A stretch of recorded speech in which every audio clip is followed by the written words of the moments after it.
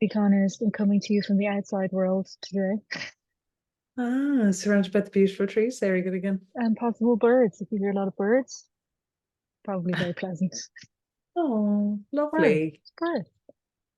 Now, today I have a question. And I know you know, in terms of working with clients, and we've talked about this before, what can come up. And I guess today there's been a couple of times that I've heard a few clients talking about reactions that they have with their partners who are more than likely avoidant. Let's just put it that way. They are, Ah, they themselves are love addicts. More than likely their partners are avoidant. Let's just call a spade because yeah, it's yeah, probably yeah, how it is. And yeah, I guess maybe we can have a chat about that because it seems to come up a lot as to what happens when a partner who is avoidant makes a comment that might seem maybe a little bit innocuous to them, but absolutely lands in a devastating way to the love addict partner. yeah, And just listening to how clients react to that, spiraling, which yeah, then goes into anxiety, which then goes into trying to manage the situation. Where are they in relation to me? I'm not important. And it blows up. It literally blows up. A tiny, tiny thing can blow up into an argument or whatnot. And I guess I've heard it so many times. I wonder if maybe you would want to shed some light on that for our lovely people that may oh yeah, experience that. sure, absolutely. Well, I'll say that the reality is, you know, the the myth for the love addict entering a relationship, the love addiction is set up so that the myth is there that this person is going to be there to love me continuously, unconditionally, accept everything that I am, everything that I do, unconditionally, absolute love, constantly, consistently, without any deviation, for as long as we both shall live. The end. This is the credo that the love addiction runs by. It's the thing that it wants more than anything. Mm, So what happens a lot of the time when a love addict, to the most part, love addicts are going to be attracted to avoidance. And avoidance, to the most part, are going to be attracted to love addicts because both of them have the perfect hand in a glove for what they believe the relationship that they want is going to deliver.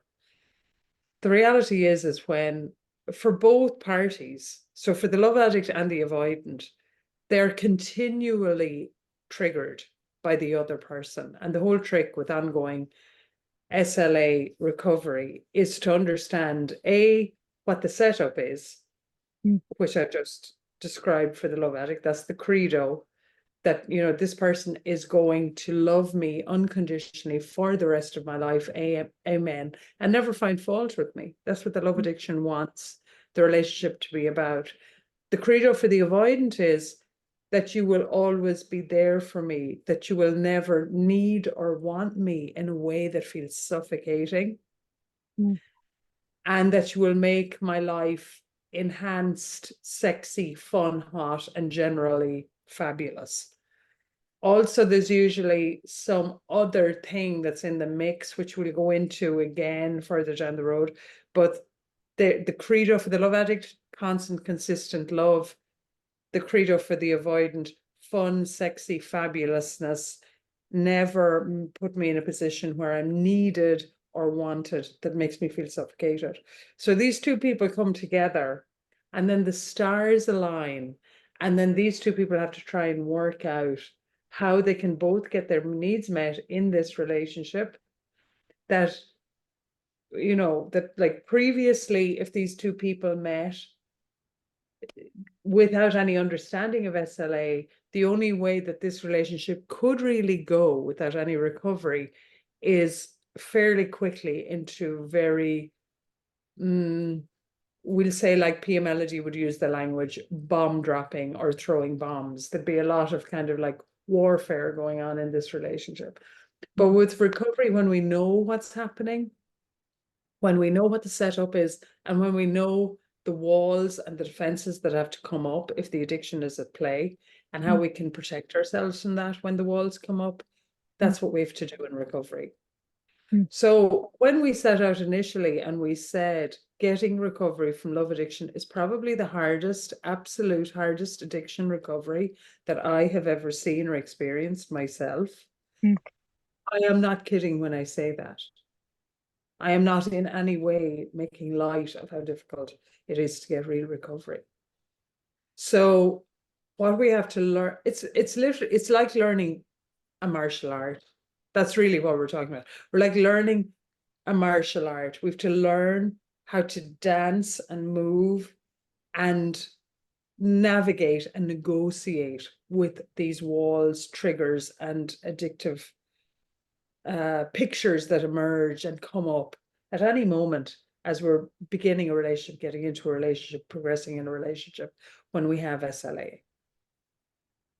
Does that make Okay. sense, Sarah? Make It sense? absolutely does make sense. And it is clarification as well of what actually is happening. Because I think oftentimes what happens is, even in early recovery with folks that I work with, there might be a misunderstanding that if you are in the rooms that you won't have to deal with this or it's fixed or any of those things. And that's maybe a misunderstanding in terms of addiction and recovery, right? But also it's clarification in terms of there are still two sides of it. It's not fully on one side or the other side. There's two things triggered. And again, it's to acknowledge the pain of that with, say, the clients that I've sat with and I witnessed, or, there's an extraordinary pain and kind of a disbelief, right? They're like, but I'm not doing anything. What the fuck has happened?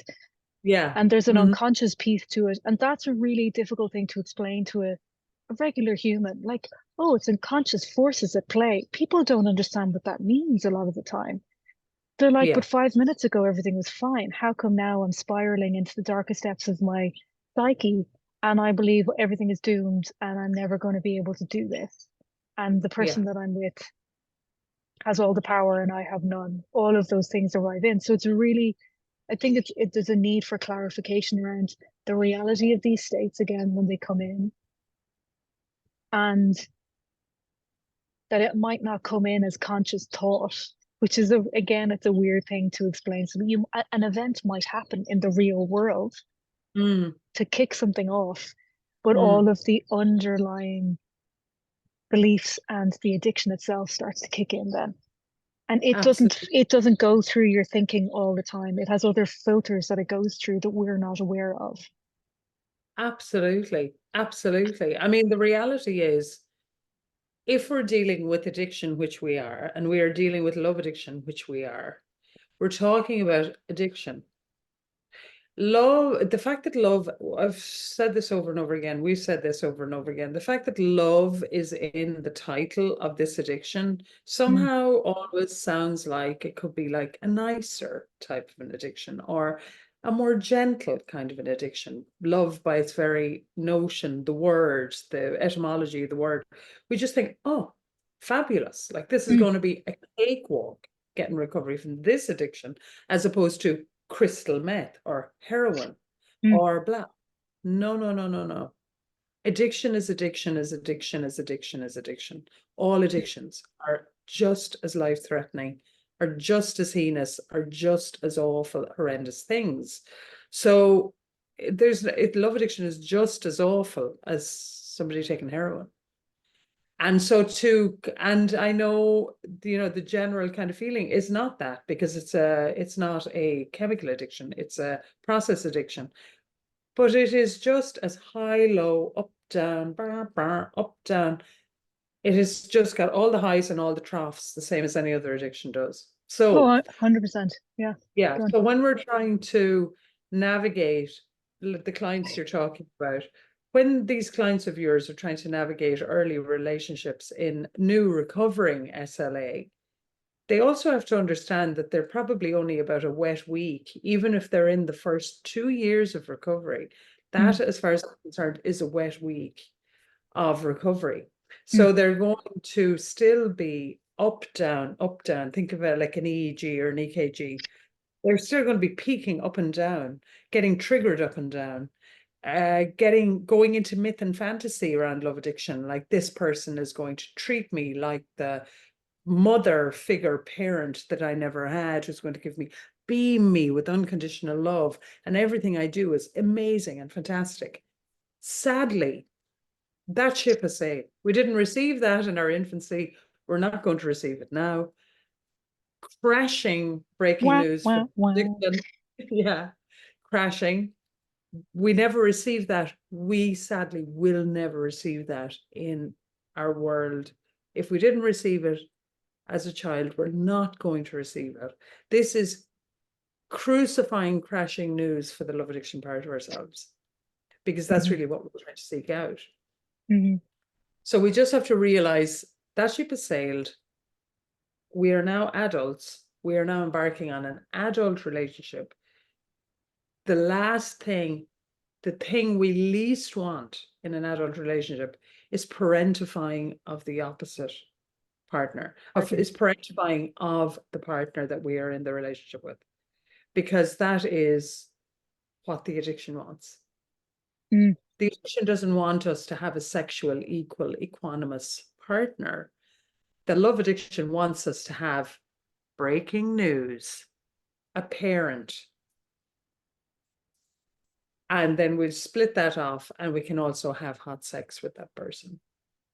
mm, And so that's where the splitting is. And yeah. so, when we're triggered or when that unconscious piece comes up, usually what we're dealing with are the wounds of the child self that is still seeking out that parent. So when we don't get what we want, Mm, real time, real life, right now, mm, that child self is literally peaking and troughing with, what do you mean they're not giving me 100% positive regard right now? mhm, And that child goes off on mm, that child self within us. That's the unconscious piece we're talking about. That's the part of us that is like going, who's like literally throwing the toys out of the pram, who's going, well, if I can't have that, I'll have nothing. This person doesn't really love me. They're not showing me 100% positive regard. So I don't want to be here. I'm out of here. This relationship is over.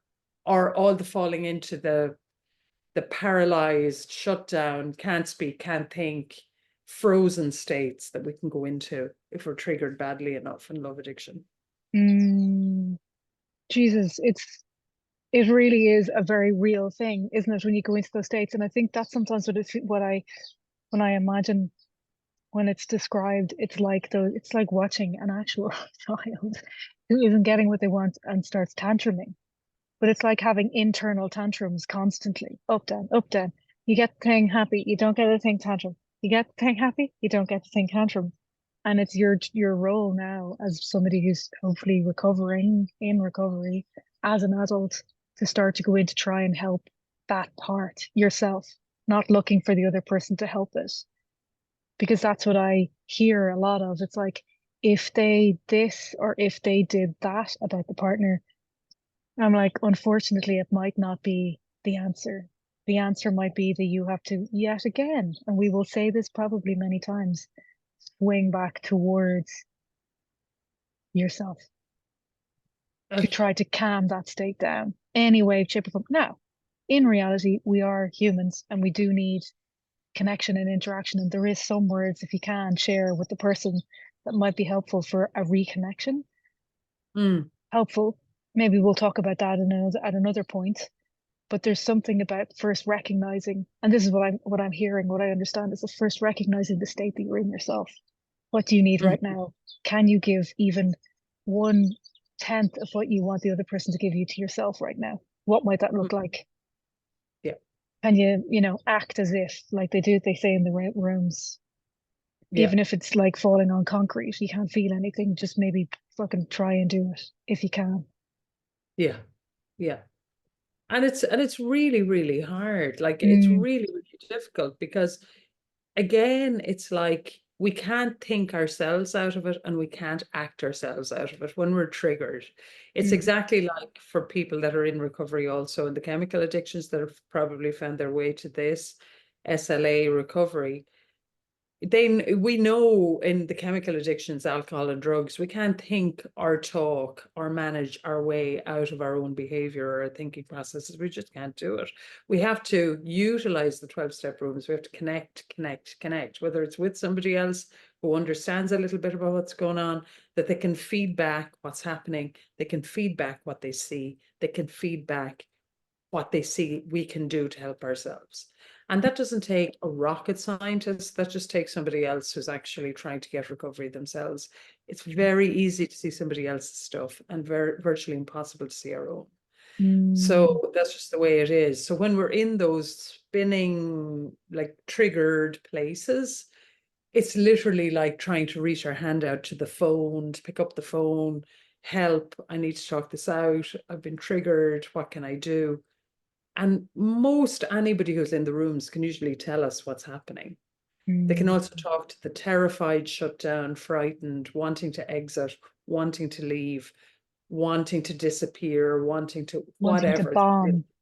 wanting to bomb. All of those states, they're all the triggered states. Yeah, yeah.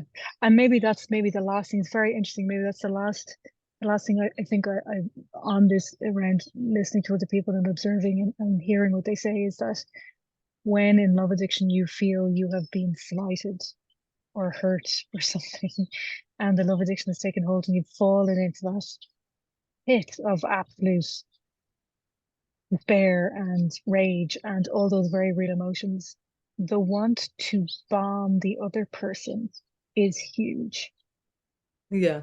is huge. Now I'm Oh, gonna hold on, I'm gonna pause this for 1 second. Right now. I just needed to pause that for a second. okay. But the want to bomb in the other direction Yeah. gets turned up, the volume on that gets very much turned up, and I guess that's what I've heard quite a lot. So there's a want to get the other person to turn around at any cost, and if that means throwing negativity in the other direction to try and create that. Mm, My mind is brought to one of the in the literature of SLA when they talk about essentially bombing to get the other person to turn around as a form of connection.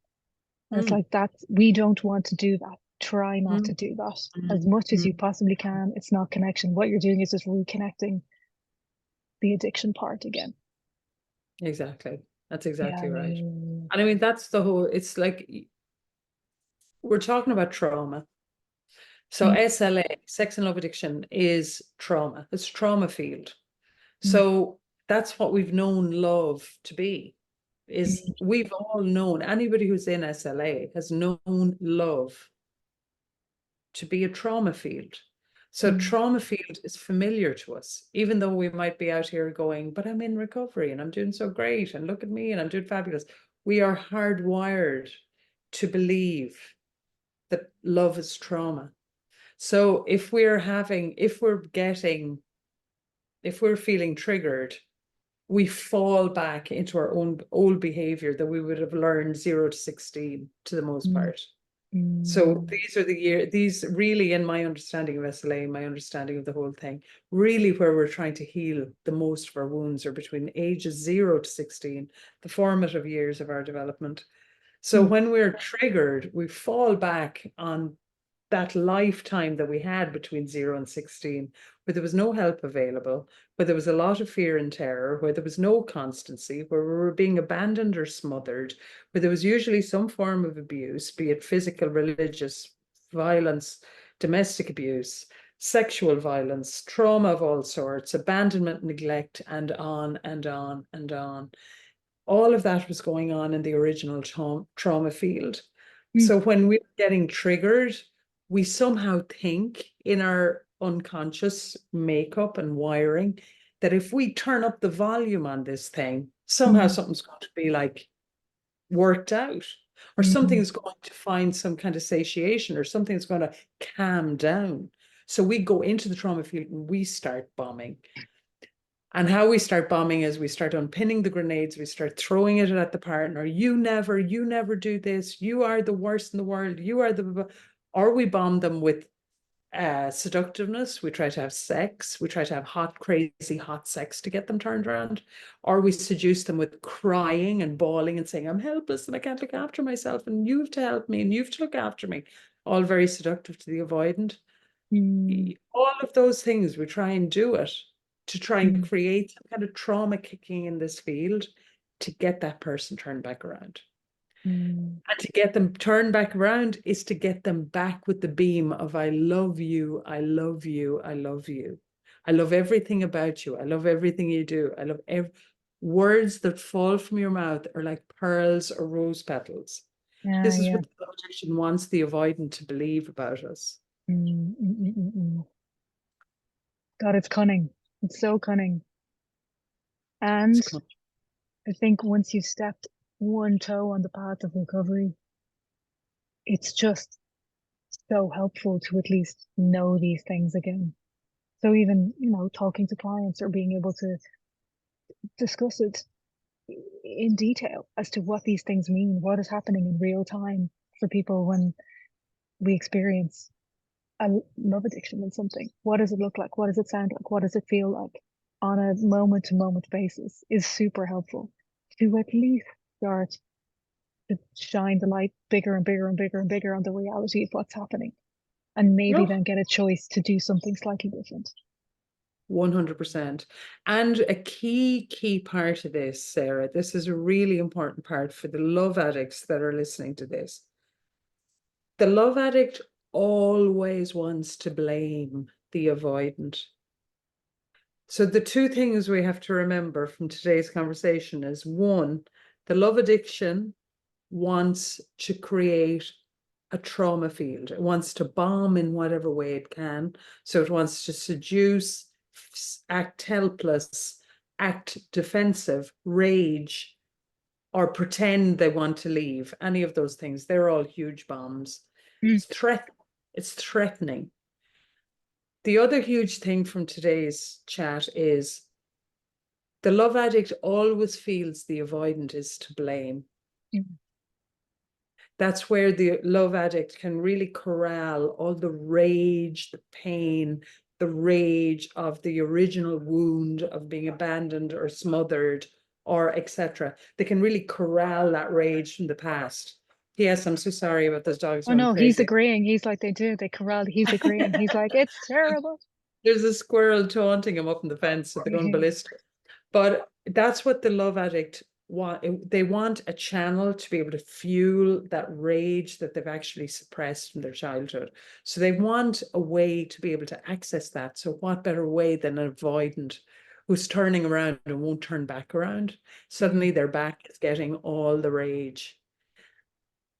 The actual event that's happening right now holds about 2% of the rage that's being directed at the avoidant. this is the truth. Yeah. 98% of the active activity of the emotion is to do with the past 0 to 16. Mm.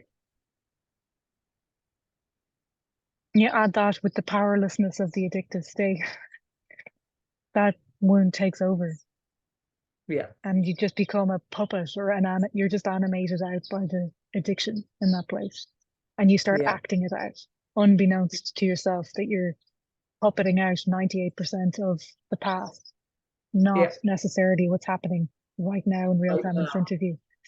Mm, Exactly. And that's really key to understand because if we don't understand that and we're just trying to like head along into a new relationship, which some of your clients are talking about, and there you sent me that email earlier. You have a couple of clients that are in new relationships in SLA, and this seems to be a common theme. mhm, People in new relationships, we have to understand we are dealing with the wounds of the past.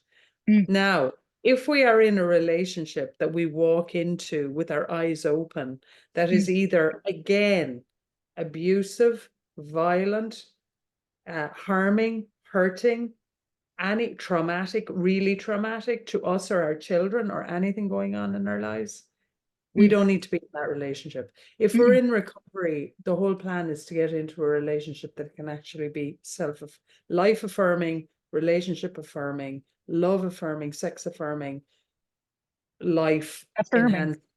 Yeah. And expanding. If we're going back into the old wounds where the person that we're trying to connect to, or we're actually in a relationship, is just like a disaster zone, Mm. like relationships we've had in the past, forget about it. You may toss that one out right now because it's not going anywhere. But Mm. if you are actually engaged with a person who's a decent person, who is also an avoidant, Mm. there's a lot of work and reparation ahead, and a lot of really good stuff can happen in that relationship. And that's a wonderful thing to hear, obviously, and I'm very grateful to be able to hear that. And anytime I try and, I guess, communicate that with clients, you can see there's a bit of a lift, and it's a journey in front of you to do the work as you're going into that place. There's a reality to what that looks like on a Mm, daily basis, and it is, like we've spoken about before, a daily program. You have to check in about this every single day if you are stepping into that place in a relationship that's new in recovery or any of those things. It's just the reality. It has to look a very, very different way from past and previous relationships. mm-hmm. And I think that's super important. I've spoken a lot. But I, no, but I think that's super important, and it gives a little bit more hope that it's possible. But I do think there's always, it's like going into something with your eyes wide open. Yep. That has to be a reality to something, right? Mm-hmm. But listen, I think it's so important, and truly it's a subject that isn't spoken about. And I think that's what's so incredible, to be able to have these conversations out loud for people to access, because I hear it on a daily basis with clients. So I think it's really important to be able to go into, again, in depth as to what exactly is going on in these moments, because so many Mm-hmm. people really don't have an understanding of it, and they get really sideswiped by something.